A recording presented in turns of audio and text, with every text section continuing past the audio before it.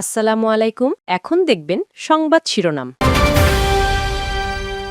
দেশে ফিরে প্রথমবার প্রধান উপদেষ্টার সাথে সন্ধ্যায় বিএনপি চেয়ারম্যান তারেক রহমানের সাক্ষাৎ, নির্বাচন সহ নানা প্রসঙ্গ আসতে পারে বৈঠকে।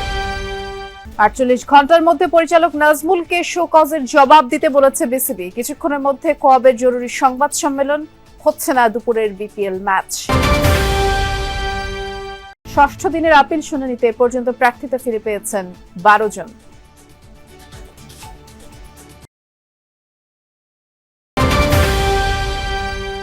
ইন্টারনেট বন্ধ করে হত্যাযজ্ঞ চালানোর মামলায় জয় ও পলকের বিরুদ্ধে অভিযোগ গঠনের আদেশ ২১ জানুয়ারি। আশুলিয়ায় মরদেহ পোড়ানোর মামলায় যুক্তিতর্ক উপস্থাপন। এতক্ষণ দেখছিলেন সংবাদ শিরোনাম, এখন দেখবেন বিস্তারিত। দেশে ফিরে প্রথমবার অন্তর্বর্তী সরকারের প্রধান উপদেষ্টা ডক্টর মোহাম্মদ ইউনূসের সাথে সাক্ষাৎ করবেন বিএনপি চেয়ারম্যান তারেক রহমান। আজ সন্ধ্যায় রাষ্ট্রীয় অতিথি ভবন যমুনায় এই সাক্ষাৎ অনুষ্ঠিত হবে। ধারণা করা হচ্ছে নির্বাচন সহ নানা প্রসঙ্গ নিয়ে আলোচনা হতে পারে। গত ২৫ ডিসেম্বর দীর্ঘ ১৭ বছর পর দেশে ফিরেন তারেক রহমান। সে সময় ঢাকার শাহজালাল আন্তর্জাতিক বিমানবন্দরে বসে ডক্টর মোহাম্মদ ইউনূসের সাথে মুঠোফোনে কথা বলেন। এর আগে গত বছরের ১৩ জুন যুক্তরাজ্য সফরকালে প্রধান উপদেষ্টা ডক্টর মোহাম্মদ ইউনূসের সাথে তারেক রহমানের প্রথমবার একান্ত বৈঠক হয়। তখন তারেক রহমান বিএনপির ভারপ্রাপ্ত চেয়ারম্যান ছিলেন। বৃষ্টি, এটাকে বিএনপি এখন পর্যন্ত যেটুকু বলছে যে সাধারণত একেবারেই কার্টিসি কল বা সৌজন্য সাক্ষাৎ হিসেবে দেখছেন তারা। কেননা প্রধান উপদেষ্টার সঙ্গে আপনি যেমনটি এর আগে বলছিলেন যে গেল বছরের ১৩ জুন লন্ডনের ডরচেস্টার হোটেলে লন্ডন সফররত প্রধান উপদেষ্টা ডক্টর মোহাম্মদ ইউনূসের সঙ্গে সাক্ষাৎ করেছিলেন সে সময় লন্ডনে অবস্থানরত বিএনপির ভারপ্রাপ্ত চেয়ারম্যান তারেক রহমান, এবং সেই বৈঠকেই আলোচনা হয়েছিল বা এক ধরনের সিদ্ধান্তে পৌঁছানো হয়েছিল যে ফেব্রুয়ারিতে জাতীয় নির্বাচন অনুষ্ঠানের বিষয়ে। এবং এরপর বৈঠক শেষে যৌথ বিবৃতিও দিয়েছিল উভয় পক্ষ, অর্থাৎ বিএনপি প্রতিনিধি দল এবং প্রধান উপদেষ্টার তরফ থেকে নিরাপত্তা উপদেষ্টা খলিলুর রহমান। এই প্রসঙ্গ ধরে যদি বলতে চাই যে সেই বৈঠকের পরবর্তীতে নির্বাচনের রোডম্যাপ ঘোষণা হয়। আসন্ন যে নির্বাচন, যেটি ১২ ফেব্রুয়ারি অনুষ্ঠিত হতে যাচ্ছে, সেই আলোচনার রেশ ধরেই এরপর বিএনপির ভারপ্রাপ্ত চেয়ারম্যান তারেক রহমান দেশে ফিরলেন। দেশে ফিরে বিমানবন্দরেই তিনি কথা বললেন। বিমানবন্দরে থাকাকালীন সময়ে প্রধান উপদেষ্টা ডক্টর মোহাম্মদ ইউনূসের সঙ্গে। পরবর্তীতে বিএনপি চেয়ারপারসন বেগম খালেদা জিয়ার মৃত্যুর ঘটনা, সেটি নিয়েও শোক প্রকাশ করেছেন প্রধান উপদেষ্টা, জানাজায় অংশ নিয়েছেন।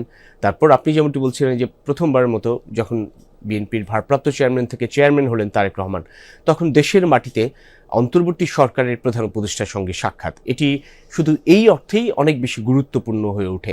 এবং তার সঙ্গে অর্থাৎ তারেক রহমানের সঙ্গে এই বৈঠক। বিপিএল ম্যাচের আগে বিসিবি পরিচালক এম নাজমুল ইসলামের পদত্যাগের দাবিতে অনড় ক্রিকেটাররা। জরুরি সংবাদ সম্মেলন ডেকেছে কোয়াবের সভাপতি মোহাম্মদ মিঠুন। অন্যদিকে ম্যাচ খেলতে না যাওয়ায় দুপুর ১টার যেই চট্টগ্রাম নোয়াখালীর বিপিএল ম্যাচ, সেটি মাঠে গড়ায়নি। অন্যদিকে বিসিবি পরিচালক এম নাজমুল ইসলামকে ৪৮ ঘন্টার মধ্যে কারণ দর্শানোর নোটিশ দিয়েছে বিসিবি, যেখানে নাজমুল ইসলামকে তার বিতর্কিত মন্তব্যের ব্যাখ্যা দিতে বলা হয়েছে। আর সে অনুযায়ী পরবর্তী পদক্ষেপ নেবে বাংলাদেশ ক্রিকেট বোর্ড। আসন্ন টি-20 বিশ্বকাপে বাংলাদেশের অংশগ্রহণ নিয়ে এখনও অনিশ্চয়তার ঘোর কাটেনি। এরই মাঝে আইসিসির এই ইভেন্টে না খেললে ক্রিকেটারদের ক্ষতি সংক্রান্ত আলোচনায় বিতর্কিত মন্তব্য করেন বিসিবি পরিচালক এম নাজমুল ইসলাম, যার প্রতিবাদে ক্রিকেটারদের সংগঠন তার পদত্যাগ দাবি, অন্যথায় বিপিএল সহ সকল খেলা বয়কটের হুমকি দেয়। আর সেই ধারাবাহিকতায় নাজমুল ইসলামকে শোকজ করেছে বিসিবি। আপিল শুনানির ষষ্ঠ দিনে এখন পর্যন্ত ১২ জন প্রার্থিতা ফিরে পেয়েছেন। ২ জনের বাতিল হয়েছে, একটি আবেদন স্থগিত রাখা হয়েছে। প্রথম ৪ দিন ৭০টি করে আবেদন নিষ্পত্তি হলো। পঞ্চম দিনে ১০০টি আপিল শুনানি করেছে কমিশন। বুধবার ৭৪ জন প্রার্থিতা ফিরে পেয়েছেন। ১৮ জনের আবেদন বাতিল হয়েছে, স্থগিত রাখা হয়েছে ৮ জনের আপিল। আর প্রার্থীর বৈধতার ক্ষেত্রে ছোটখাটো সংশোধনযোগ্য ত্রুটি বিবেচনা করা হয়েছে বলে কমিশন জানিয়েছে। গেল ৫ দিনে মোট আবেদন নিষ্পত্তি হয়েছে ৩৮০টি, প্রার্থিতা ফিরে পেয়েছেন ২৭৭ জন, বাতিল হয়েছে ৮১টি, স্থগিত ২৩টি। হাসিনা খান চৌধুরী, ময়মনসিংহ ৯ নান্দাইল আসন। ম্যাজিস্ট্রেট সাহেব জিজ্ঞেস করতেছে, আপনি কি হাসিনাকে চিনেন? তখন উনি মনে করছেন শেখ হাসিনা। নির্বাচন কমিশন মহোদয় এই কথাগুলো শুনেছেন। আজকে নির্বাচন কমিশন আমাদের আপিলটা মঞ্জুর করেছে। যেই ঘরটা একটা সাইন দিলেই ফিল আপ করা যায়, যেটা ওদের দায়িত্ব ছিল, সেই কর্মকাণ্ড তারা সুস্পষ্টভাবে করতে পারেননি। স্থগিত হওয়া পাবনা ১ ও ২ আসনের সংসদ নির্বাচনের ইসির সিদ্ধান্তের বিরুদ্ধে লিফট আপিলের শুনানি চলছে প্রধান বিচারপতির নেতৃত্বাধীন আপিল বিভাগে। সকালে শুনানি শুরু হয়। এর আগে নির্বাচন কমিশনের সিদ্ধান্তের বিরুদ্ধে আপিল করে পাবনা ১ আসনের জামায়াতের প্রার্থী নজিবুর রহমান। সীমানা জটিলতায় পাবনা 1 ও 2 আসনে নির্বাচন স্থগিত রাখতে নির্দেশ দেয় চেম্বার আদালত। পরে নির্বাচন স্থগিত করে প্রজ্ঞাপন জারি করে ইসি। এর আগে সংসদীয় আসন পুনর্বিন্যাস করে নির্বাচন কমিশন গত বছরের 4 সেপ্টেম্বর চূড়ান্ত গ্যাজেট প্রকাশ করে। তাতে সাঁথিয়া উপজেলার পুরোটা নিয়ে পাবনা 1 আসন এবং সুজানগর ও বেড়া উপজেলাকে মিলিয়ে পাবনা 2 আসন চূড়ান্ত করা হয়। ইস্যুতে আসলে তারা এসেছেন সেটা এখনো তারা আমাদেরকে জানানোর সুযোগ পাননি, কারণ আসলে তারা এখান থেকে নির্বাচন ভবনে আসলে ঢুকেই তারা চলে গিয়েছেন 3 তলায় সিইসির কার্যালয় যেখানে, ঠিক সেখানে। তবে এর মধ্যে একটি বিষয় হচ্ছে এখনো আপিল শুনানি চলছে এবং আজকে 100টি আপিলের শুনানি হবে, দিনের প্রথমার্ধে 50টি আর শেষার্ধে বাকি 50টি।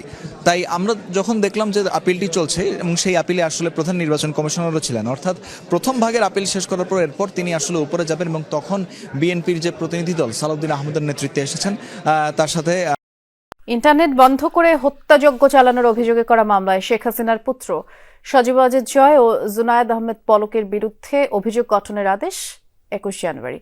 আন্তর্জাতিক অপরাধ ট্রাইব্যুনাল 1 এই দিন তারিখ ধার্য করে। আর আজ ট্রাইব্যুনালে পলক বলেন, সারা দেশে ইন্টারনেট বন্ধ করার অথরিটি তার ছিল না। আর এর আগে শুনানিতে প্রসিকিউশন অভিযোগ করে তৎকালীন সরকারের সরাসরি নির্দেশে ইন্টারনেট ও সামাজিক যোগাযোগ মাধ্যম বন্ধ করা হয়েছিল। বিদেশে অবস্থানরত সজীব ওয়াজেদ জয় এসব কর্মকাণ্ডের নীল নকশা তৈরি করেছিলেন।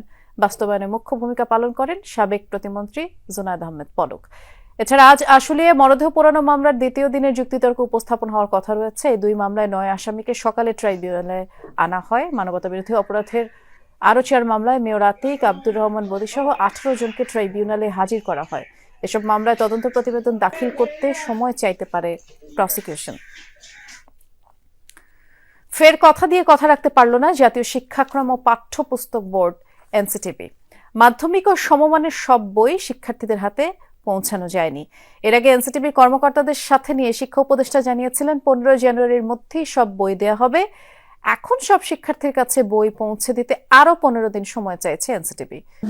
গেল 28 ডিসেম্বর এনসিটিবি অডিটোরিয়ামে এক অনুষ্ঠানে চলতি বছরের পাঠ্যপুস্তকের সফট কপি অনলাইনে উন্মুক্ত করে দেওয়া হয়। প্রধান অতিথি ছিলেন শিক্ষা উপদেষ্টা সিআর আবরার। তখন প্রশ্ন ওঠে, বিনামূল্যের পাঠ্য বই বিতরণে বিলম্ব হওয়ার চাপ সামলাতেই কি এত আয়োজন করে সফট কপি ওয়েবসাইটে আপলোড? আমার উপরে নানান রকমের সাজেশন। শিক্ষা উপদেষ্টা জানান 15 জানুয়ারির মধ্যেই শতভাগ বই শিক্ষার্থীদের হাতে পৌঁছাবে। আর সেই সময় এনসিটিবি বলেছিল অল্প কয়েকদিনের কথা। আমাদের কাছে মনে হতে পারে যে আমরা পারবো না, কিন্তু আসলে আমরা পারবো। কিন্তু এখনো প্রায় 1 কোটি বই পৌঁছায়নি স্কুলে। এতে শিক্ষাবর্ষের প্রথম মাস অনেক বিষয়ের বই ছাড়াই শেষ করতে হবে শিক্ষার্থীদের। এনসিটিবি বলছে যথাসময়ে বই দিতে প্রিন্টার্সগুলোকে তাগাদা দিচ্ছেন তারা। একদম ছোট লেভেল আসলে কাজ করেছি আমরা। একটা প্রেসের সে বলল যে